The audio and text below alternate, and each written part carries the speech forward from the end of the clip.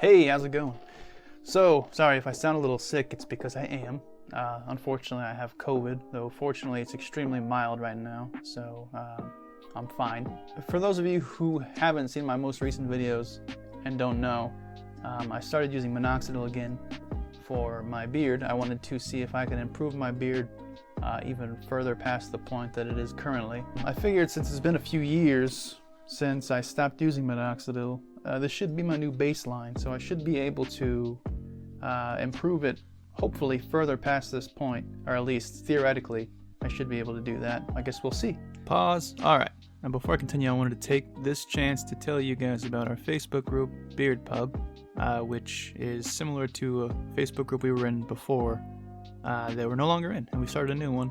On this one, men just like me and you come together to share our experiences with minoxidil and other beard-related things, not necessarily just minoxidil, but I actually shared a post not that long ago regarding information that's in this video, so check that out. And we also have a podcast, me, Adam, and Brian, where we just, shoot the shit and talk about whatever.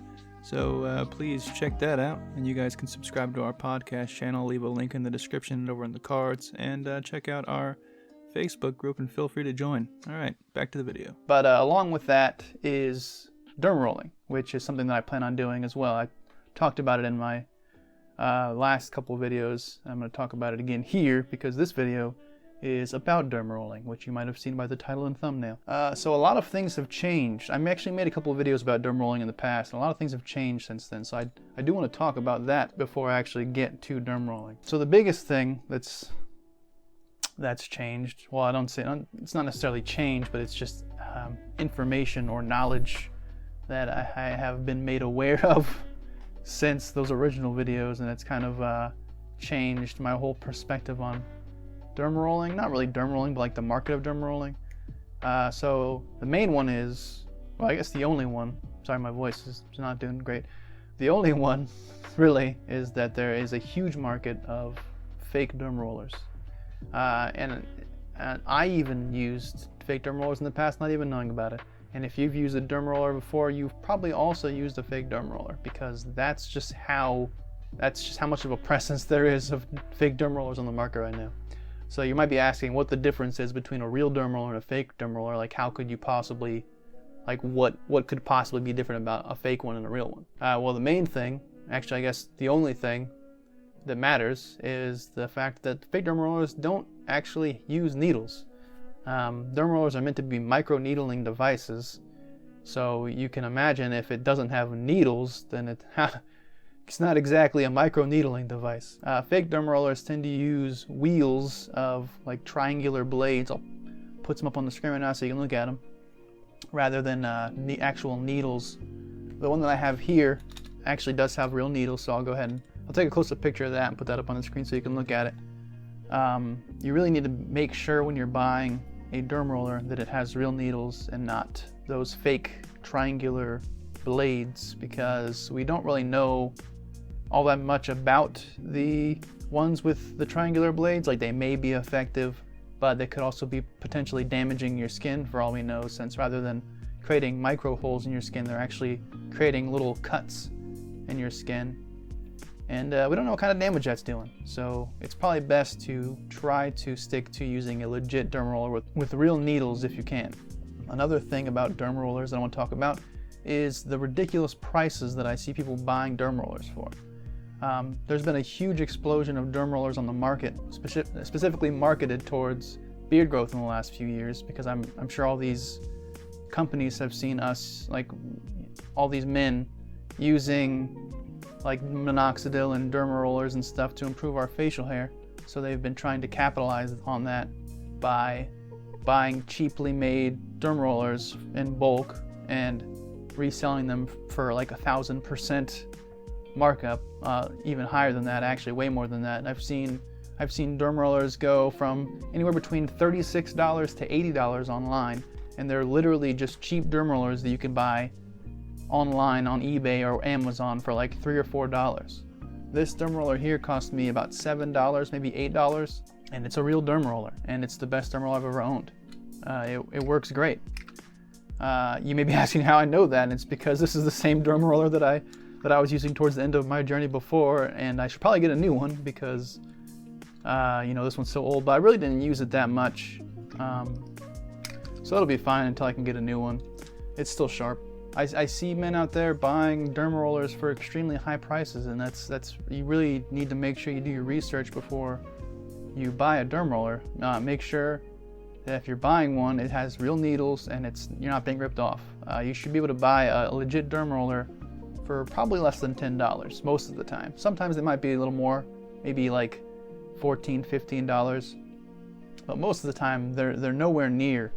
Like you should never be paying more than $20 for a derma roller.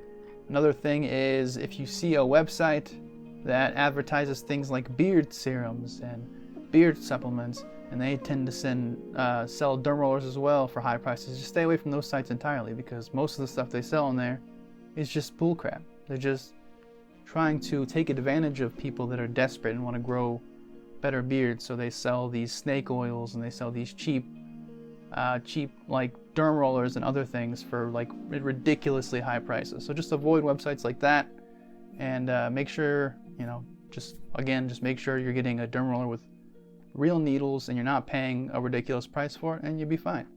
The one that I'm using, the brand is the ZGTS, and you should be careful even when buying one of these, because this brand has actually become so popular that there's beginning to be knockoffs of this brand as well.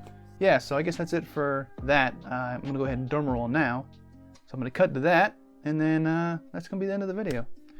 So hopefully you guys found this video helpful, and just be careful out there, because people really are trying to take advantage of you, and they're trying to take advantage of your insecurities, and they're trying to, they're doing anything and everything they can to make money. So you just be careful. All right, I'll see you guys next time. All right, for those who haven't seen my other derma rolling videos, you'll see that what I'm doing here is derma rolling section by section, and what you do is you start out by going up and down, or you can start out any orientation you want, but I start out going up and down. What I do is I roll 10 times in each section, up and down, and then I'll go back and do 10 times side to side, and then 10 times one way diagonally, and then 10 times the other way diagonally. My beard looks kind of like crap here, and it's because I've been sick, so I just really haven't been grooming it, since there's no reason. I haven't been leaving my room for the most part, and I've been wearing a mask when I do, so that kind of, you can see where my chin is, you can see where the mask has been kind of pushing it back. But I actually have a schedule that I made up for derma rolling and applying minoxidil, but I don't know if it's really necessary anymore. There's been a video that I have watched recently that's discussed the myths of derma rolling, and it kind of brought into question a lot of things that we've talked about over the years, where we used to always say you need to wait 24 hours to apply minoxidil.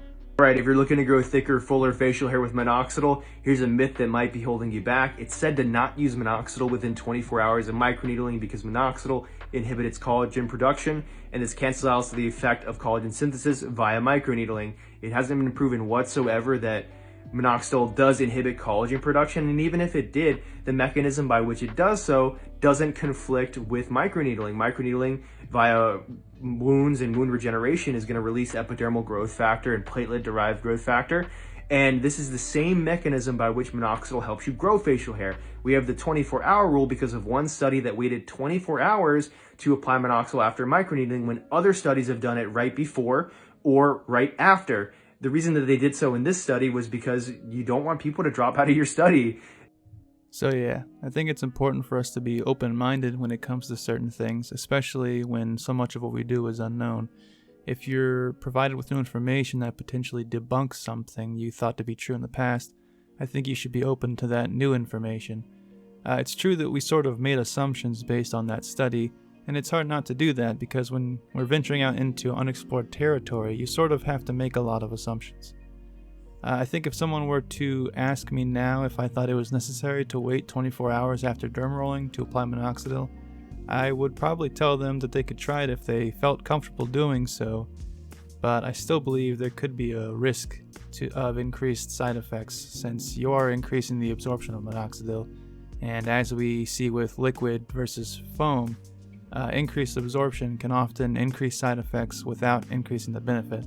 So you should still be cautious, and if you start seeing more side effects than usual, consider switching back to the 24-hour rule. Anyways, that's all for this video. Thanks for watching, and I'll see you guys next time.